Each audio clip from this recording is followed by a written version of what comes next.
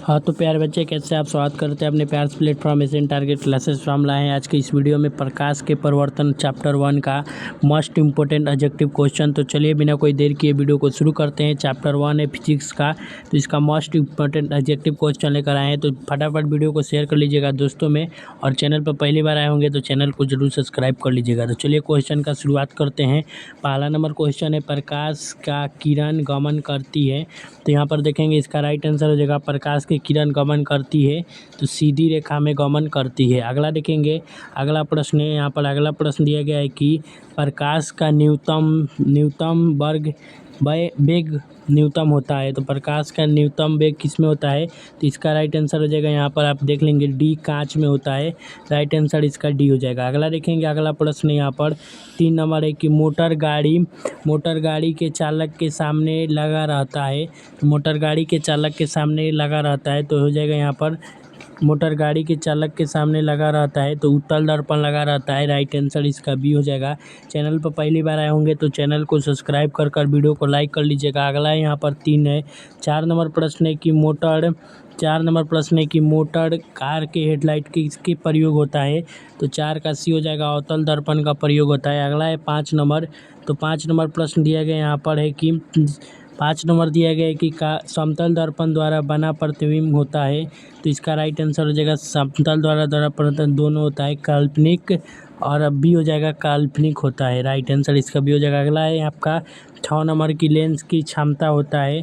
तो लेंस की क्षमता डायऑप्टर होता है। राइट आंसर इसका ए हो जाएगा। अगला प्रश्न यहाँ पर 7 नंबर है। 7 नंबर प्रश्न देखेंगे तो इसका राइट आंसर हो जाएगा कि प्रकाश के किरण के पथ दर्शाने वाले चित्र को कहते हैं। तो हो जाएगा राइट आंसर 7 का ए हो जाएगा, किरण आरेख हो जाएगा। अगला देखेंगे 8 नंबर प्रश्न है कि 2D क्षमता वाले, यहाँ पर है 2D क्षमता वाले की लेंस के फोकांतर होता है। तो राइट आंसर इसका हो जाएगा D, 50 centimetre. D right answer हो जाएगा इसका, 50 सेंटीमीटर हो जाएगा। अगला देखेंगे, अगला प्रश्न है यहाँ पर कि किस उत्तल लेंस को फोकांतर 50 सेंटीमीटर और उसकी क्षमता होगी। तो किसी उत्तल लेंस के समांतर यहाँ पर 50 सेंटीमीटर उसका फोकांतर कितनी होगी? तो 2D हो जाएगा प्लस में। राइट आंसर इसका डी हो जाएगा। अगला है यहाँ पर 10 नंबर कि प्रकाश के किरणों के समूह को क्या कहते हैं?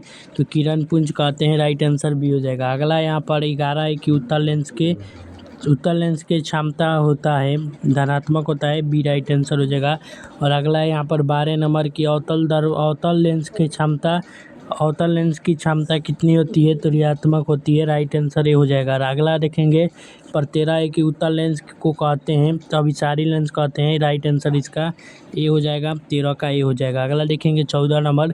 तो 14 है कि अवतल लेंस को कहते हैं, तो अवतल लेंस को कहते हैं यहाँ पर अभिसारी लेंस हो जाएगा। द्वि अवतल लेंस हो जाएगा। राइट आंसर भी हो जाएगा, अभिसारी लेंस कहते हैं। ये हो जाएगा इसका राइट आंसर। अगला है 15 नंबर की निम्न में से कौन सा पदार्थ लेंस के बनने के लिए प्रयुक्त नहीं है? तो यहाँ पर मिट्टी हो जाएगा। राइट आंसर इसका डी हो जाएगा। अगला है आपका 16 नंबर है, किस दर्पण में हमेशा वस्तु छोटा दिखाई देता है? तो राइट आंसर इसका सी हो जाएगा, अवतल में। अगला देखेंगे, अगला प्रश्न है 17 नंबर, किस दर्पण में, यहाँ पर हो जाएगा 17, किस दर्पण में वस्तु बड़ा दिखाई देता है? तो इसका राइट आंसर अवतल हो जाएगा। और अगला देखेंगे 18 कि प्रकाश के परिवर्तन के कितने नियम होते हैं? तो 2 होते हैं। राइट आंसर बी हो जाएगा। अगला है यहाँ पर 19 है, जब प्रकाश की किरण हवा से कांच में प्रवेश करती है तो मुड़ जाती है। तो किस में मुड़ जाती है? तो इसका राइट आंसर हो जाएगा यहाँ पर किस में मुड़ जाती है? तो बी हो जाएगा राइट आंसर इसका, अभिलंब के निकट। अगला देखेंगे 19-20 है कि फोटोग्राफी कैमरा का विदिश होता है। तो फोटोग्राफी कैमरा का विदिश क्या होता है? तो यहाँ पर देखेंगे तो ये हो जाएगा राइट आंसर इसका, उत्तल लेंस होता है। और अगला है यहाँ पर 21 है कि साइड मिरर, उत्तल लेंस है कि बी नंबर, साइड मिरर होता है। तो साइड मिरर किस में होता है? तो उत्तल दर्पण में होता है। अगला देखेंगे 21 से 22 है कि एक अवतल दर्पण की फोकस दूरी 10 सेंटीमीटर है, तो इसका वक्रता त्रिज्या होगी। तो इसका राइट आंसर हो जाएगा, एक फोकस दूरी 10 सेंटीमीटर है तो वक्रता त्रिज्या 20 हो जाएगा। राइट आंसर बी हो जाएगा। अगला देखेंगे, अगला है यहाँ पर 22 नंबर है, 23 है कि निर्गत, 23 नंबर है कि निर्गत कोण के बीच को कोण को निर्गत एवं अभिलंब के बीच को कोण को कहते हैं निर्गत कोण। राइट आंसर सी हो जाएगा। अगला देखेंगे यहाँ पर है 24 नंबर, कि सरल सूक्ष्मदर्शी किसके उपयोग होता है, तो डी हो जाएगा उत्तल लेंस का। अगला है यहाँ पर 25 है कि किस लेंस में सिर्फ काल्पनिक प्रतिबिंब बनता है, तो किस लेंस में काल्पनिक प्रतिबिंब बनता है, तो राइट आंसर भी हो जाएगा उत्तल में बनता है। अगला देखेंगे 26 है परिवर्तन के नियम को से निर्धारित है, तो परिवर्तन के नियम से निर्धारित कौन है इसमें से, तो राइट आंसर हो जाएगा परिवर्तन के नियम से निर्धारित है, ये हो जाएगा उत्तल दर्पण, उत्तल एवं उत्तल कोण और परिवर्तन कोण। यहाँ पर हो जाएगा अपतन कोण और परिवर्तन कोण, सी राइट आंसर हो जाएगा 26 का। अगला है 27 नंबर, 27 है कि काल्पनिक प्रतिबिंब होता है, तो सीधा होता है, राइट आंसर 27 का ये हो जाएगा। और अगला देखेंगे 28 नंबर है कि लेंस के मुख्य फोकस कितनी होती है, तो लेंस की मुख्य फोकस 1 और 2 होती है, राइट आंसर ये हो जाएगा 28 का।